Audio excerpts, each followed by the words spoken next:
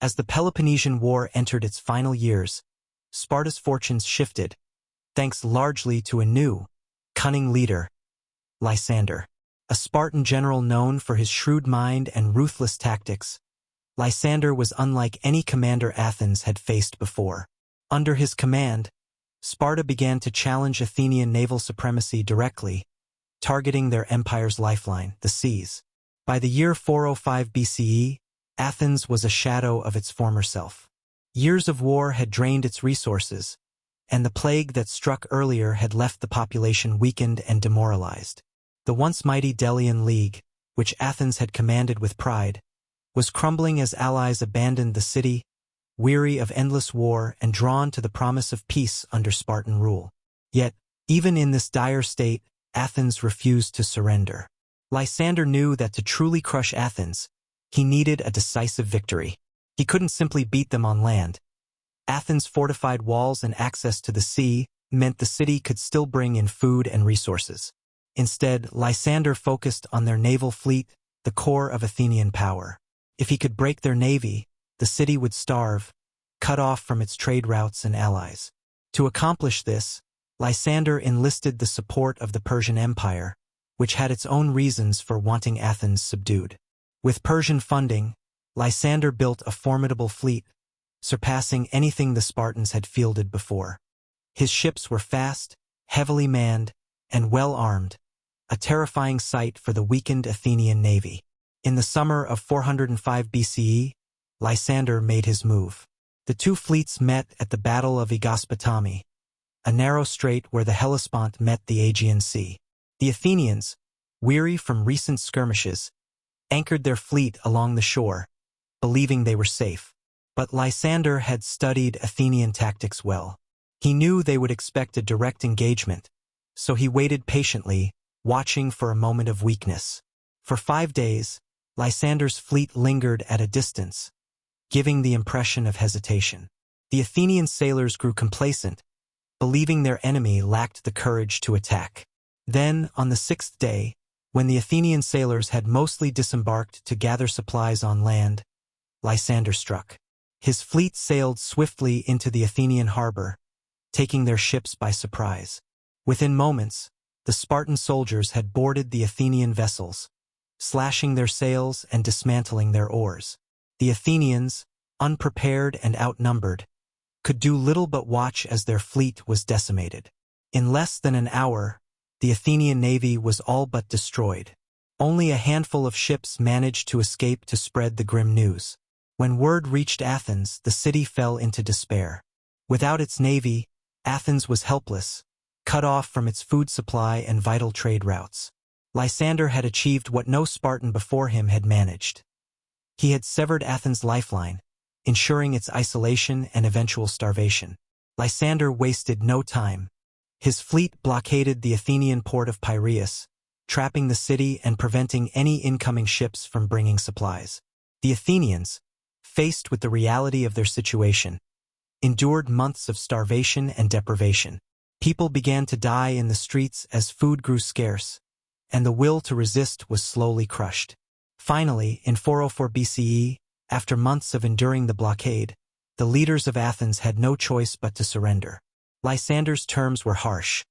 The Athenians were forced to dismantle their long walls, the iconic fortifications that had once made their city impregnable. Their navy was stripped down to a mere 12 ships, a symbolic reminder of their former might, and the Delian League was officially dissolved. The empire Athens had built was no more. As the Spartans marched through the fallen city, Lysander looked upon his work with satisfaction. He had delivered the final blow, ending the decades-long war and humbling the city that had once claimed to be the leader of all Greece. In the ashes of Athens' empire, Sparta now reigned supreme. But even in victory, Lysander knew that the Peloponnesian War had forever changed the Greek world. The alliances and rivalries it had forged would linger, shaping Greece for generations to come. As the dust settled over Athens, the proud city lay in ruins, a hollow shell of its former glory.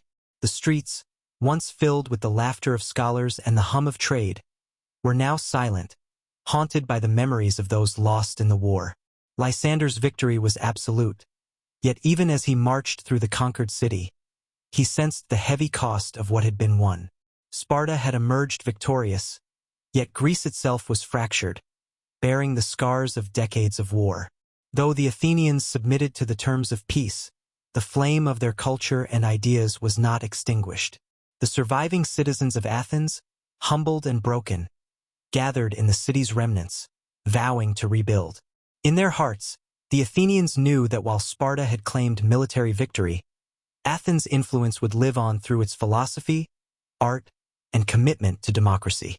After the fall of Athens, Lysander returned to Sparta a hero, hailed as the man who brought the Peloponnesian War to an end. The people of Sparta celebrated his success, yet their victory brought new challenges. With Athens subdued, Sparta was now the dominant power in Greece, holding sway over the former members of the Delian League and governing the city-states with a heavy hand. The once isolated city of Sparta was thrust into the role of empire, a position it was unprepared for. Lysander, seeing an opportunity to reshape the Greek world, sought to establish pro-Spartan oligarchies, often installing his own allies as rulers in former Athenian territories. Athens itself was placed under the rule of the 30 tyrants, a pro-Spartan oligarchy led by Critias, a former student of Socrates and a staunch opponent of democracy. Under their reign, Athens endured a period of repression and violence, as the 30 purged political opponents, confiscated property, and silenced voices of dissent. Yet, the tyrannical rule of the 30 was short-lived.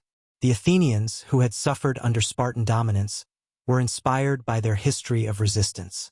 Within a year, a group of Athenian exiles, led by the democratic general Thrasybulus, returned to overthrow the 30 tyrants.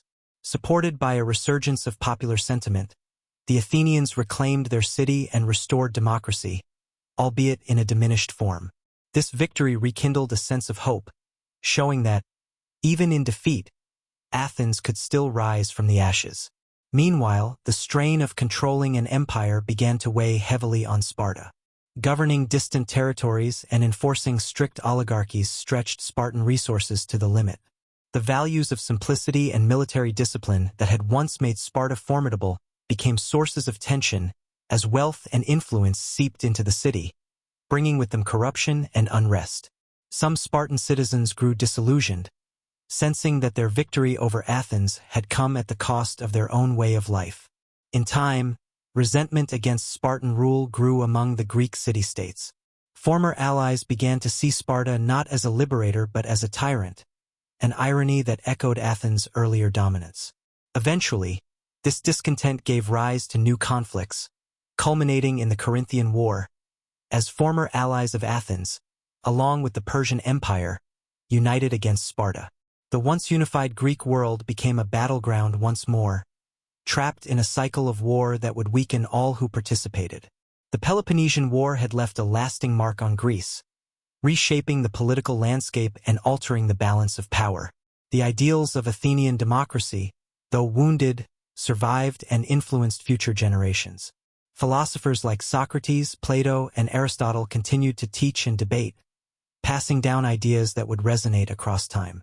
In contrast, Sparta's strict militaristic society, though victorious in war, struggled to adapt to the demands of leadership in peace, leading to its eventual decline. Lysander, the man who had brought Athens to its knees, would live to see his city embroiled in these new struggles. Though he had achieved glory, he had also unwittingly paved the way for Greece's further fragmentation. The Spartans would never again wield such absolute power. Athens, despite its losses, endured, a symbol of resilience and the enduring power of ideas. As the Greek world continued to turn, future generations looked back on the Peloponnesian War as a cautionary tale, a reminder of the dangers of ambition, the cost of hubris, and the value of balance. Lysander's victory was, in the end, a fleeting one, for while empires and armies could crumble, the spirit of a people could endure beyond even the greatest of defeats.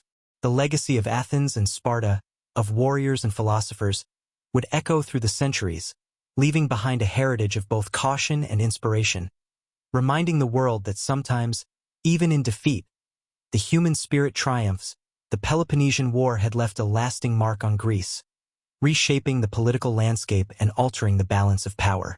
The ideals of Athenian democracy, though wounded, survived and influenced future generations. Philosophers like Socrates, Plato, and Aristotle continued to teach and debate, passing down ideas that would resonate across time. In contrast, Sparta's strict militaristic society, though victorious in war, struggled to adapt to the